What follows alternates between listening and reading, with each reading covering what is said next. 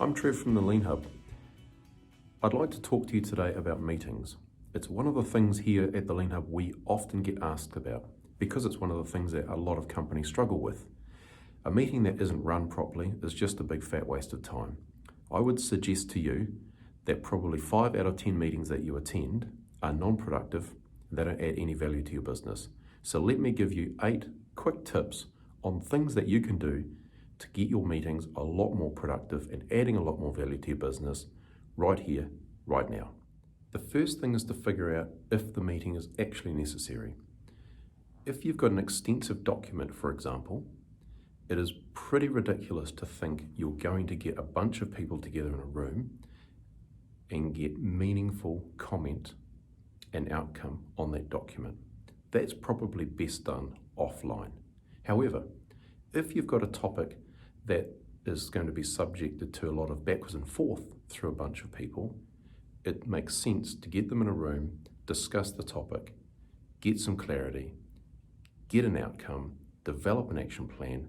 This is good use of meeting time. Number 2, only invite the key people to a meeting.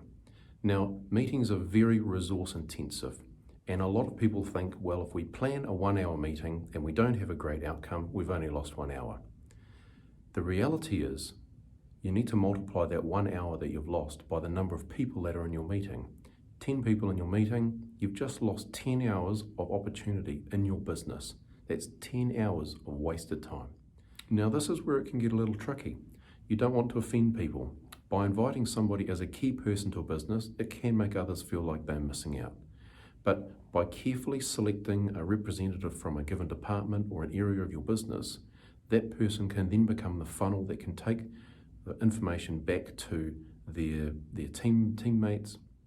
The third thing to do is to set clear expectations with the key people that you've invited to the meeting. Have a clear objective. Have an agenda. Explain to the people what the purpose of that meeting is. Are you trying to get a group consensus on a certain topic? Are you trying to get sign-off on something? But whatever the purpose of your meeting is, make sure you explain that to the attendees. I always find it best just to get people in a room, 10 to 15 minutes, eyeball each other, come to a decision, leave the meeting. Number 4, the meeting actually starts when you send out the invite. If you want more productive meetings, give people a little bit of a heads up when you send them out an invite. Let them know you're going to be seeking their feedback during the meeting about that particular topic. Number 5 is to pre-wire your meetings for important topics.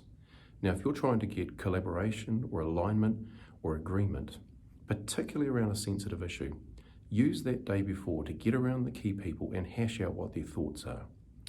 This, as the chairman, will also put you in a stronger position because you will know what the mindset of the key players are going to be when they attend that meeting the very next day.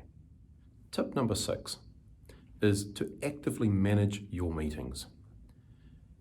Quite often in a meeting, people will come up with ideas that are off topic.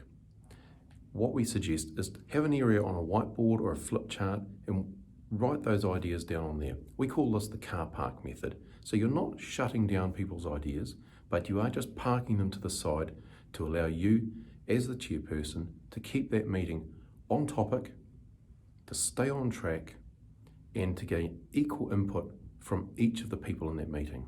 Now, let's say you've got someone in the meeting, Bob, who is being very persistent about a certain idea and it's off topic. Just stop, look at Bob and say, Bob, let's put that idea into the car park. It's a good idea. Jane was talking. We're going to go back to Jane. Let's come back to your idea at the end of this meeting. But thanks for your idea at the moment, Bob. Number 7, agree on the next steps during that meeting. Now, bullet points are your friend. Agree on the next steps and the actions that have been recorded during the meeting.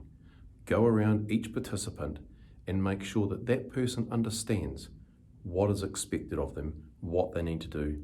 Also give them one last opportunity to clarify or ask any questions that they might have about the action that's being set to them. Straight after you finish the meeting, send out those bullet pointed summary to every person who attended the meeting. Now, probably one of the most important tips that I can give you today, and the final tip, is bring chocolate or nuts or coffee or baking. It immediately sets up a happy feeling in a meeting, and it puts you as the chairperson or the organizer of the meeting in a giver status. You're giving to these people when they arrive at the meeting because you're expecting those people to contribute, so you're going to be taking from them. Life's about give and take. Remember, not every topic requires a meeting. We hope that you found these tips useful, and from the Lean Hub team, enjoy the rest of your day.